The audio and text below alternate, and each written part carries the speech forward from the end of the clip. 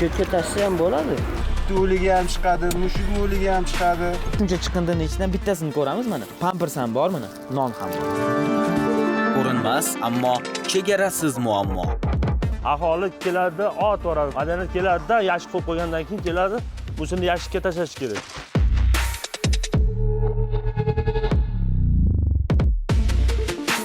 Bir vaqtlar keladi, bu hali bu narsalarga misol zor bo'lib qolgan vaqtlarimiz bo'ladi-da. Taxminan bir kunda 2,5 ming tonnaga yaqin chiqindi mahsulotlari olib kelinadi. Masaralagani bilan baribir bitta joyga olib borib to'kishadi-ku.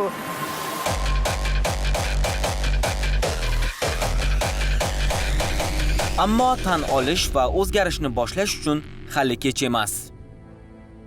Aynan mana shu teaser chiqqach ko'pchilik tanishlarimiz bir paket chiqindi uchun shuncha shovqin ko'tarish shartmidi deya hazilomuz tarzda aytishdi. Albatta shart.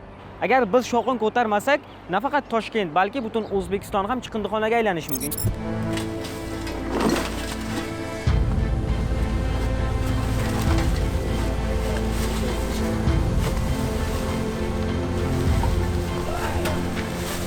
Chunki biz atrofni ko'rib xulosa qilib bo'ldik, ya'ni aholining chiqindiga munosabatini. Ha, biz jamoamiz bilan hech kim qilmagan tajribaga qo'l urdik. Media olamida birinchilardan bo'lib, tong sahar 6:00 dan maxsus trans vakillari bilan chiqindi yig'ish jarayonlarida qatnashdik.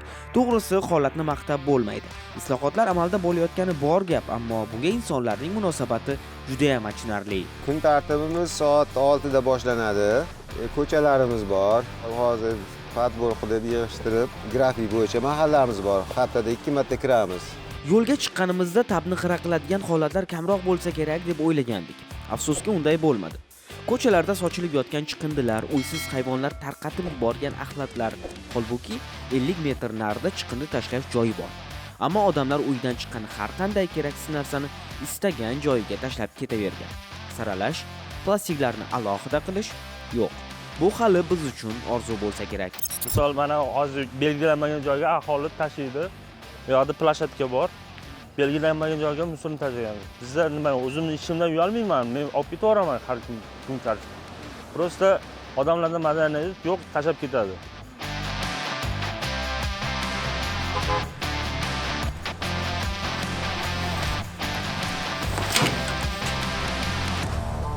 Hozir yig'ishtirib tozalab ketamiz.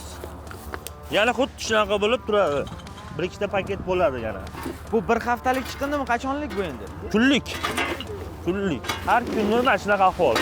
Bir ikkita odamlar bor, o'shani qadrlamaydi. Aholiga qurib qo'ygan o'shanaqa chiqindi tashlash uchun joy qo'ygan.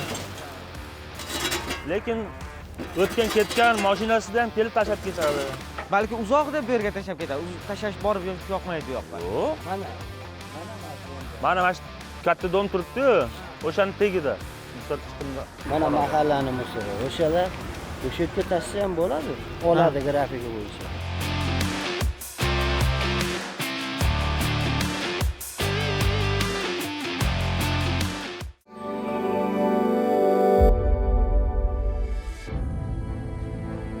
Ko'rishingiz mumkin, insonlar chiqindiga nisbatan qanday munosabatda bo'lyapti. Hozir biz sizga yana bitta narsani ko'rsatamiz. Faraz qiling, har kuni ertalab mana shu yaxshi kayfiyatda ishga ketyapsiz, lekin podyezdingiz ostida mana shunday chiqindini tashlab ketishgan. To'g'ri, bu urna bor, lekin aslida bu urna mayda chiqindilar uchun, qanaqadir tamakining qoldig'i yoki baklashka. Baklashka bo'lsa ham mana ko'rib turibsizki, yerga tashlangan. Va shu narsani aytib o'tishimiz kerakki, podyezd tagidagi bunday chiqindi urnalari siz yig'ayotgan chiqindilar uchun emas. Bularni 50 metr naridagi chiqindi tashlash shoxobchasiga borib tashlab kelishingiz mumkin. Mana bu yerda nazorat kameralari ham o'rnatilgan. Ya'ni kim tashlaganini bemalol kuzatsa bo'ladi. Eng qizig'i, bu chiqindini biz hozir postanovka uchun tashladik, lekin qaytib olib ketamiz. Va aynan biz bu orqali chiqindini yoki urnani sizga tanishtirmoqchi emasmiz. Aslida o'zimizning kimligimizni ko'rsatib bermoqdamiz.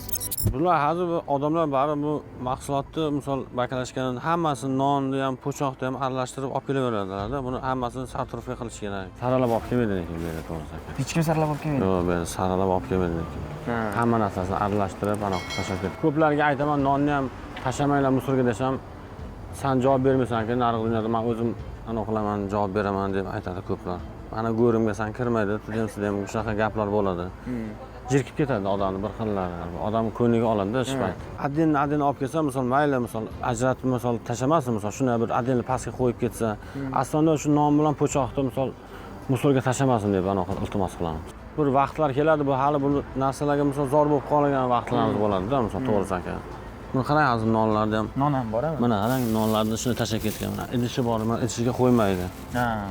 Musorga qarang, mana nonlarni musorga Baklashka ham bor, mana mana non bor. Nonni o'zi bor, baklashka ham bor, qog'oz ham bor, chiqindi ham bor. Shuni alohida pampers ham bor. Non bilan pampers bir joyda turibdi. Mana batareykalarga qo'yganmiz. Ko'plar tashlaydi, bir xillar tashlamaydi. Men shuni bittadan musorning ichidan ajratib olaman. Bilasizmi, birgina Toshkent shahrining o'zidan bir kunda taxminan 3262 tonna chiqindi yig'ib olinadi. Va ular siz ko'rib turgan mana shunday maxsus transport mashinalarida shu bilan birgalikda mahallalarni ham aylanib chiqib chiqindilar yig'iladi. Mahallalarni aytadigan bo'lsak, reglament bo'yicha bir haftada 2 marta chiqindi yig'iladi va umuman olganda Toshkentning eng kichik tumanidan 12 tagacha mashina chiqadigan bo'lsa, katta tumanlarda 15 ta, 17 ta mashina aynan chiqindi yig'ish uchun hozirlanadi. Va umumiy olganda bitta tumanning o'zidan bir kunda taxminan 15 ming tonnagacha chiqindi mahsulotlari olib ketiladi.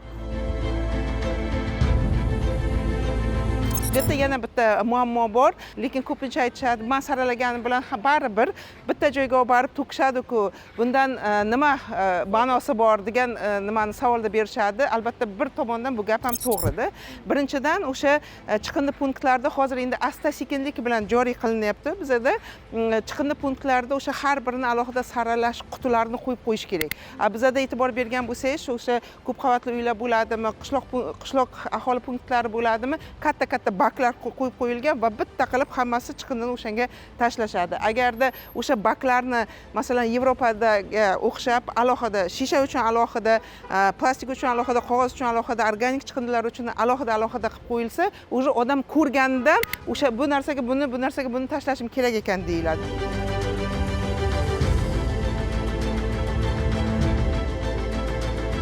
Bilasizmi, jurnalist, marketolog yoki o'qituvchi bir kuni ishga chiqmaydigan bo'lsa, ularning ishi davom etaveradi. Yoki mana shu avtobusdagi barcha odam bir kun ishga chiqmasa ham hech narsa qilmaydi. Lekin hozir siz ko'rib turgan chiqindini olayotgan insonlar bir kuni ishga chiqmasin, butun shaharni chiqindi bosib ketishi mumkin yoki shahar chiqindiga to'lib ketadi.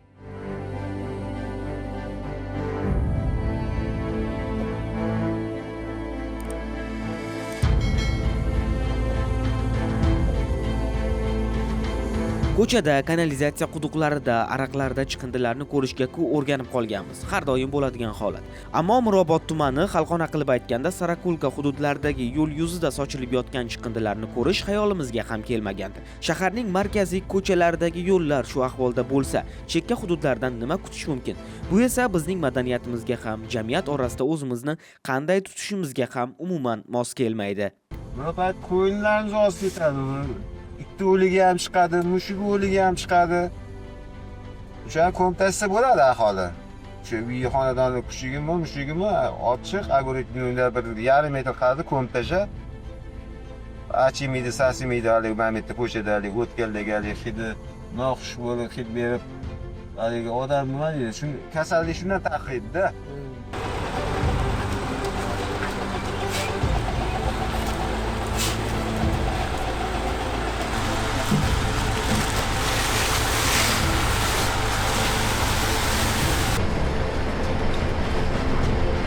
Aholi keladi, ot o'radi. Madaniyat unaqa bo'lmaydi. Madaniyat keladi-da, yashik qo'yib qo'ygandan keyin keladi, o'shani yashikka tashlash kerak. Unaqa qilmaydi-da, yosh bola, kichkina yosh bolaga beradi-da, ot o'radi yosh bola. Bu yetmaydi. Bunda odamlar madaniyat bo'lishi kerak. O'zi kelib turib, chiqindisini o'zi tashlash kerak.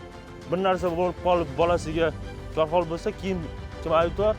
O'shana nido qo'ygansan, ursan deb aytadi. Yevropada chiqindilarni saralash madaniyati allaqachon shakllangan. Hatto shisha idishlar uchun ham ikkita quti bor. Ranglilari va rangsizlari ham alohida saralanadi. Energetik mahsulotlar esa boshqa idishga tashlanadi. Eng muhimi, chiqindi tashlash joylarining barchasida kameralar o'rnatilgan. Agar siz chiqindini noto'g'ri joyga tashlasangiz, Face ID orqali topishadi va sizni jarimaga tortishadi. Bizdachi faqatgina belgilanmagan joyga chiqindi tashlaganlarni topib jarimaga tortishyapti, ya'ni bu bazaviy hisoblash miqdorining 1 baravaridan 3 baravarigacha. Taxminan bu 412 ming so'mdan 1 million 200 ming so'mgacha oshib ketadi. Aynan bunday shaxslar faqatgina maxsus joylarga o'rnatilgan 360 kameralar nazoratidan topib olib jarimaga tortiladi. Aslida odatlarni o'zgartirish uchun ikkita yo'l bor. Birinchisi imtiyoz, ikkinchisi esa jarimalarni otdi kallasidek qilish. Agarda jarimalar har bir shaxsga belgilanadigan bo'lsa, ko'pchilik istalgan joyni chiqindixonaga aylantirmagan bo'lardi. Hozirgi jarayonni esa o'zingiz ko'ring. O'sha grafik kuni chiqarishmaydida, boshqa kuni ham chiqarib qo'yaveradi-da. Ko'cha bilan ishi yo'q. Mana erta paketni ilib qo'ygani, musulini ertaga kunga, ertaga olinadigan joy. Mana ertaga olinadigan joy, mana. Mana shu grafiklar ertaga olinadigan joylar. O'sha chiqarib qo'yaveradi-da. Hozir mana shu yerda olib ketgan mana 1 soat oldin. 1 soat oldin olib ketgan mana shu yerda. O'sha yana chiqarib qo'ygan. Dujurka mashinamiz bor, o'sha kelib olib ketadi shuni. Bo'lmasa hozir tozalab ketilgan narsa. Mana shu atrofda tashlaydigan joy yo'qmi? Tashiydigan joy mana tashiydigan joy. Uyini toza saqlayapti-da. Mana bu yerda aholi ko'chada undan ko'p odam o'tadigan joy. Misol u oilasida bir 6 odam bordir. Shu 6 odam kasal bo'lmasin, boshqa bo'lmasin, musor ochiq qo'yishyapti-da. Mana bu yerda millionlab odamlarni ular zaharlayapti. Mana aşağıda ham aholiniki anetda bir 70 metr narida anaqasi bor. Tashiydigan joy bor. Mana shu domga spesial anetga qurilgan. Bular mana shu yerga olib tashiydi yig'ilib. Biz endi har grafik mana shu mahalla, Sarakul mahallasi shunda olamiz.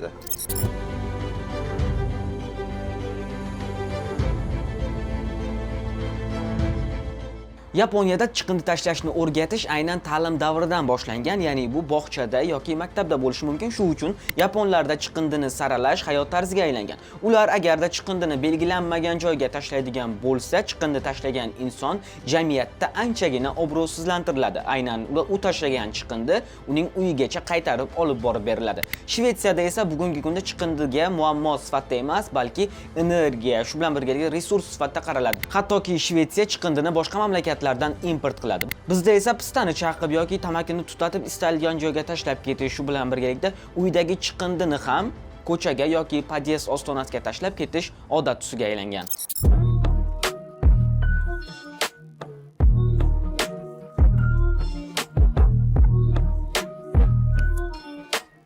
Mana shu yerda stol chiqib bor edi. Men shuni oldirib tashladim rahbarlarga aytib, aka, 24 soat odam mana shu yerda har xil odamlar kelib o'tiryapti. Nariroq siljitib qo'yadi dedi. Boshliqlar mayli dedi keyin.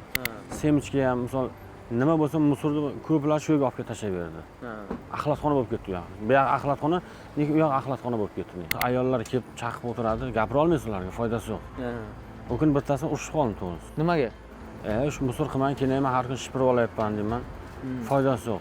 Shuna mashina tushadi-da, musorni tashlaydi, shuni qo'lini artadi, salfetka shu yo'l ustiga tashlab ketadi. Gapirsangiz foydasi yo'q to'g'risi. Jirkib ketadi odamni. Men pulini to'layapman, sudam beradi, axlat pulini dedi. Mayli, maxshi har kun aka suv sepib, tozalab, ana qo'yaman-da. Mana soat 11 dan keyin boshlanadi. Semichga chaqirib chiqadi hammasi. To'g'ri, chiqindiga pul to'layapmiz-ku deb insonlar og'zini to'ldirib gapirishadi. Ammo bir kishi uchun bir oyda to'lanadigan haq evaziga deyarli nimadir sotib olish imkonsiz. Masalan, aholi uchun bir kishi oyida chiqindi olib chiqish xizmatiga to'lanadigan summa taxminan 3400 so'mdan 5300 so'mgacha.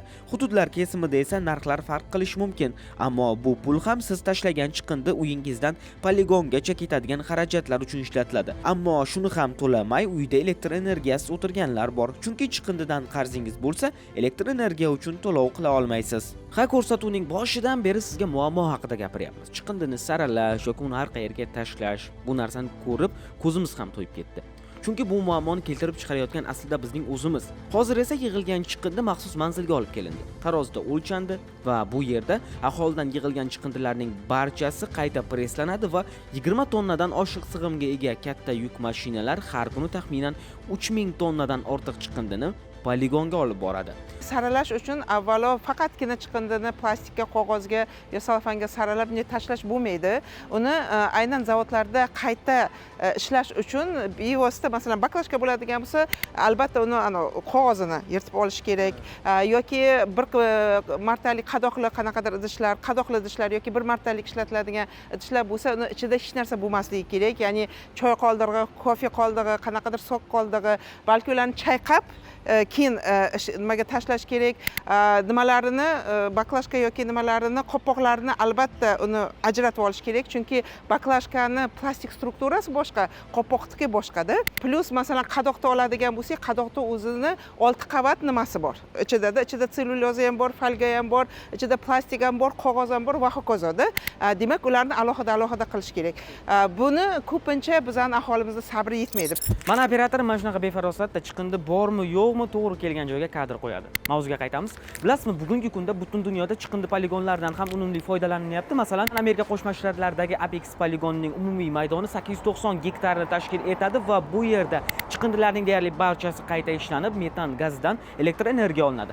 Xitoydagi 335 gektar maydonni egallaydigan poligonning o'ziga bir kunda taxminan 10 ming tonna chiqindi kelib tushadi va u ham qayta ishlanib, aholiga tayyor mahsulot sifatida turli darajalarda yetkazib beriladi. Tizim shunday qurilganki, gaz yig'iladi, suv ifloslanishidan himoya qilinadi va chiqindidan elektr energiya olinadi. Shvetsiya esa chiqindi masalasida yanada ilg'or tajribaga ega. Bu mamlakat chiqindilarining taxminan 99% qayta ishlaydi. Biz esa asta-sekin respublikamizdagi eng katta poligonlardan biriga yetib keldik. Biz hozir Ohangaron chiqindi poligonidamiz va bu Ohangarondagi ikkinchi chiqindi poligoni hisoblanadi va birinchisining maydoni taxminan 52 gektar bo'lgan va u yer hozir to'liq ko'mib tashlangan va kelajakda manzildan gaz olishmoqchi. Va aynan bu poligon ham unikalligi bilan ajralib turadi deyishyapti, chunki yaqin kelajakda bu yerdan ham gaz olish, elektr energiyasi olish rejalashtirilgan. Aynan bu poligonning umumiy maydoni 32 gektarni tashkil etadi va ko'rib turganingizdek manzilga Toshkent shahri va Toshkent viloyatidan taxminan bir kunda 2,5 ming tonnaga yaqin chiqindi mahsulotlari olib kelinadi. Eng yomon tomoni desak bo'ladi, manzildagi barcha chiqindilar aralash tarzda keladi.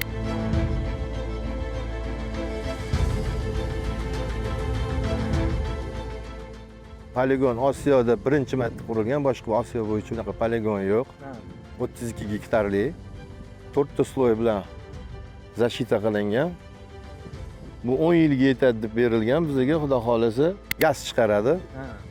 Gaz chiqarganda gazdan svet qilishadi. O'shaning uchun bizga уже mo'ljallangan, bu narsalar tayyor bo'lib, turbalar tayyor tiqilib ketiladi. Eski poligonda qilingan qaysi xatolar bu yerda qilinmayapti? Bu yerda juda ko'p yaxshi narsalar qilingan.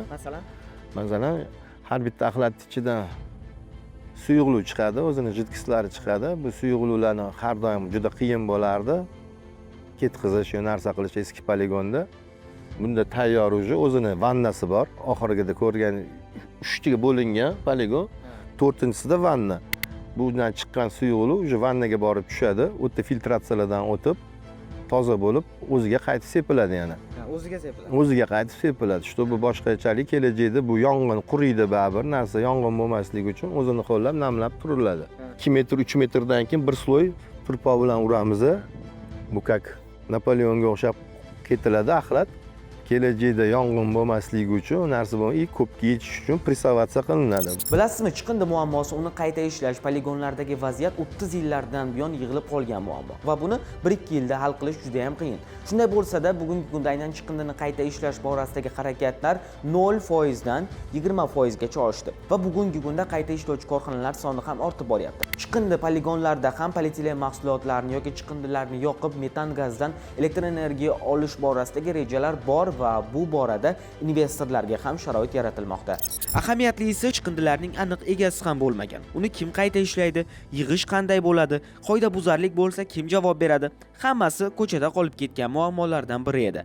Ammo so'nggi yillarda prezidentimizning bu sohadagi islohotlari sabab butun boshli chiqindilar bilan ishlaydigan agentlik ham tashkil etildi. Tizim raqamlashtirilib, chiqindi sohasida qator ishlar amalga oshirildi. Ulardan eng muhimlari xitoylik yirik kompaniyalar chiqindidan elektr ishlab chiqaradigan 1,3 milliard dollarlik 6 ta zavodni respublikamiz hududida qurmoqda. Buning natijasida poytaxt va 6 ta hududda hosil bo'ladigan yillik 3,6 million tonna chiqindi yoqilib, 1,6 milliard kilovat elektr energiya ishlab chiqariladi. Taqqoslash uchun aytaman, mana shu energiyani jamlaydigan bo'lsak, bu miqdor Surxondaryo, Namangan, Samarqand yoki Qashqadaryo kabi viloyatlarning yillik umumiy elektr ehtiyojini qondirish uchun yetib ortadi. 2030-yilga qadar demak biz chiqindi poligonlarini 50% ga qisqartirishni rejalashtirganmiz. Uning o'rniga hududlarda, ya'ni chiqindi poligonlarini optimallashtirish hisobiga chiqindilarni yuklash stansiyasini demak qurishni rejalashtirganmiz. Mazkur joriy yilda 14 ta hududning barchasida bittadan demak qayta yuklash stansiyalari qurishni demak boshlagan bo'lsak, kelgusi yilda mazkur ko'rsatkich yildan yilga yopilgan poligonlar hisobiga qayta yuklash stansiyalarini har bitta hududda qurishni rejalashtirganmiz. Bu chiqindilarni tezlik bilan o'sha hududlardan demak olib chiqib ketishni ta'minlaydi. Poligonni aylanar ekansiz, atrof to'la chiqindi. Yo'q narsaning o'zi yo'q. Mebel deysizmi, gilam, polietilen, qoldiq mahsulotlar, xullas hammasi. Ammo ular bitta mashinada keltirilyapti. Eng ajablanarli tomoni siz u biz saralamagan chiqindi orasidan poligonda turib mana bu insonlar saralash ishlarini olib boryapti. Ajablanarlisi ular kunlik haq evaziga ishlaydigan xodimlar. Biz ularning o'zidan so'raganimizda, Buni terib qayerga olib ketasizlar? Qayerga olib ketasizlar uni? biz faqat yig'ib berganimiz uchun pul olamiz deyishdi. Chiqindini esa boshqa birov manzildan olib ketadi. Ko'rsangiz bo'ladi, chiqindi juda toza saralangan. Buni ham kimdir sotib oladi yoki xodimlarga pulini to'lab, poligondan chiqarib qayta ishlaydi. Bu ham biznes albatta. Ammo uni kim qilyapti? Buxorodagi chiqindini qayta ishlash zavodi hozir faoliyatini deyarli to'xtatdi. Nima uchun? Chunki ungachachi aynan qayta ishlanayotgan chiqindi yetib bormayapti-da. Masalan, o'rtada reyderlar emas, lulalar bor. Bilasizlar, baklashka nimalar hammasini terib nima qilishadi, terib olishadi, ya'ni qayta ishlanadigan chiqindini terib olishib, kichkina sexlarga qimmatroqqa topshirishadi. Ularda zavodgacha faqatgina aralash qurulash bo'lgan, qayta ishlab bo'lmaydigan chiqindi yetib boryapti. Birinchidan, zavod ham elektr energiya ishlatadi, odam ishlatadi, masalan, ijara to'laydi va hokazoda. Demak, u o'zini o'zi qoplay olmayapti-da. Demak, mana shu o'rtada normalniy chiqindini nima terib olib, yulib olayotganlarni yo'q qilish kerak. Bu yerda konkret tizimni o'rnatish kerak va buni nazoratini o'rnatish kerak birinchi galdada va bu yerda o'sha korrupsiyaga yo'l qo'ymaslik kerak. Bilasizmi, butun dunyoda chiqindini qayta ishlashning o'zi juda ham katta sanoat biznesi hisoblanadi. Lekin bu narsa O'zbekistonda juda ham kam. Bor yo'g'i 293 ta chiqindini qayta ishlash zavodlari bor va bular ham to'liq har doim ishlamaydi. Ba'zilar yopilib ham ketyapti. Bilasizmi, jamiyatda sindirib tashlangan oynalar nazariyasi bor. Bunda oddiy bir oynaga hech kim tosh otmasa, u sinmaydi. Ya'ni manzilda odam yashaydi degan fikrda bu derazalarga tegadiganlar kamayadi. Agar o'sha oyna sindirilsa-yu uni hech kim ta'mirlamasa, odamlar bu joy nazoratsiz, parvo qilmay qo'ysak ham bo'ladi deya sindirishda davom etishadi. Natijada o'sha joy vayronaga aylanadi. Chiqindi tashlash ham xuddi shunday. Har doim belgilanmagan joyga birinchi chiqindi tashlagan inson aybdor. U tashlamaganida boshqa insonlar manzilga befarq bo'lmas edi. Shu sababli ham aynan bu nazariya ko'cha, mahalla, jamoat joylari kabi hududlarga nisbatan qo'llaniladi. Ekologiya vazirligi binosi oldida ham fondomatlar tajriba uchun yo'lga qo'yildi. Bu narsani ko'paytirish, kashbeklar mexanizmini yo'lga qo'yish kerak. Shundagina biz aytgan 20% dan ortiq emas, balki bundan ham ko'p chiqindini qayta ishlash imkoniyatiga ega bo'lamiz. Bilasizmi, fondomatlar Yevropaning ko'plab mamlakatlarida allaqachon hayot tarziga aylangan. Masalan, Germaniyada odam ichimlik idishini sotib olayotganda garov puli ham to'laydi. Keyin bu butilkani fondomatga topshirsa, o'sha pulni qaytarib oladi. Natijada aholi chiqindini ko'chaga tashlamaydi, balki uni o'ziga foyda keltiradigan resurs sifatida ko'radi. Bu tizimning mohiyati oddiy. Odam chiqindini chiqindixonaga emas, fondomatga olib kelishi. Natijada ham atrof muhit toza bo'ladi, ham qayta ishlash sanoati uchun xomashyo yig'iladi. Eng muhimi, fuqaroda saralash madaniyati shakllanadi. Rag'batlantirish o'sha bakalashka, misol uchun plastik idishlar alohida yoki qog'oz yoki temirlar alohida ajratilganda belgilangan summasi bor, kilogramm, o'sha tarozilar qo'yilgan, tarozilarda o'sha o'lchanadida o'sha belgilangan summalarni yoki naqd yoki kartasiga yoki o'shanga teng miqdordagi uy-joy uchun kerakli, misol uchun sovun deylik, xuddi shunga o'xshagan boshqa mahsulotlar taqdim qilinib boriladi. Qayerga olib borish kerak? Uni o'sha belgilangan chiqindilarni yig'ish shoxobchalari bor o'zi. Bu yerda ya'ni qabul qiluvchi punktlar ajratganmiz, o'sha tarozilar bor. barcha qulayliklar yaratilgan. Chiqindilarni noqonuniy joylarga tashlab ketish bo'yicha ham ma'muriy javobgarlik belgilangan. Jismoniy shaxslarga bir bazaviy hisoblash miqdorining 1 baravaridan 3 baravargacha, yuridik shaxslarning yuridik shaxslarga 3 baravardan 5 baravargacha bo'lgan qarzdorliklar, ya'ni jarimalar qo'llanilishi mumkin. Chiqindi borasida esa Janubiy Koreya tajribasini aytadigan bo'lsak, mamlakatda 1995-yildan boshlab pulli paketlar tizimi joriy etilgan. Endi har bir fuqaro chiqindini tashlash uchun maxsus paket sotib olishi kerak. Qancha chiqindi tashlasa shuncha to'laydi. Bu oddiy qoidaning o'zi odamlarni chiqindini kamaytirish va saralashga majbur qiladi. Mamlakatda chiqindilar haftaning ma'lum kunlarida yig'iladi. Plastik va shisha alohida kunda, oziq-ovqat chiqindilari esa maxsus idishlarda to'planadi. Janubiy Koreyada chiqindi tashlash bu shunchaki odat emas, balki qonun tomonidan chuqur tartibga solingan, shu bilan birga madaniyat hamdir. E'tiborga olish kerakki, har bir shaharning o'ziga yarasha maxsus rangga ega bo'lgan mana bunday ko'rinishdagi paketlari mavjud bo'lib, bu paketda qaysi chiqindilarning haftaning qaysi kunlarida olib ketilishi, shu bilan birga barcha ma'lumotlar bu yerda keltirilgan. Chiqindilaringizni agarda bu paketlarga solmaydigan bo'lsangiz, bu holda sizni jarima kutib turadi. Shu bilan birgalikda mamlakatda 1990-yillardan boshlab hukumat axlatni kamaytirish tartibini kuchaytirish maqsadida ko'chadagi urnalarni ham olib tashlagan. Chunki odamlar ko'cha urnalarini uy chiqindisini tashlash uchun ishlatib, tartibsizlik keltirib chiqargan. Shu sabab oddiy uy xo'jaligi chiqindisi faqat belgilangan paketlardagina tashlanadi. Yirik mebel yoki maishiy texnikani tashlash uchun esa alohida ruxsat va to'lov talab qilinadi.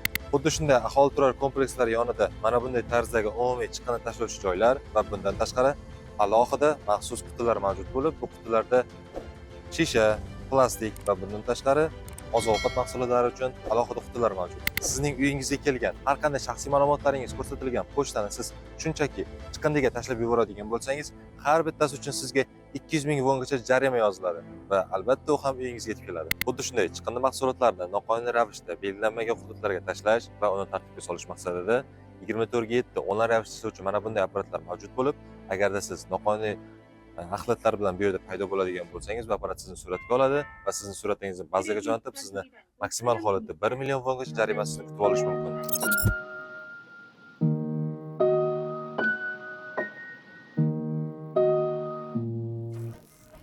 Atrofni ko'ryapsizmi?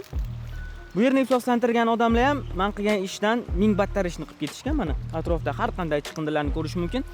Menga bitta narsa qiziq, aynan mana shu yerni iflos qilib ketgan odamlar o'z uyida qanday yashaydi? Alsir aka, bo'ldi, isib ketdimmi? Sizga bir qiziq fakt, Singapur sobiq bosh vaziri Lee Kuan Yew hokimiyat tepasiga kelganda uning ilk qilgan ishi ko'chada tupurganlarga jarima solish bo'lgan. Va aynan mana shunday mayda narsalar jamiyat tarbiyalanishini boshlanishini juda ham yaxshi bilgan. Shu sabab ham bugungi kunda Singapurda ko'chada tupurganlar $780 dan $3000 jarima to'laydi va aynan mana shunday qat'iy choralar sabab mamlakat bugun dunyodagi eng toza davlatlar qatoriga kiradi. Xulosa shuki, chiqindini saralash, uni yig'ib yurish uyat emas, balki mana shunday axlat ichida yashash jamiyat uchun eng katta uyatli hodisadir.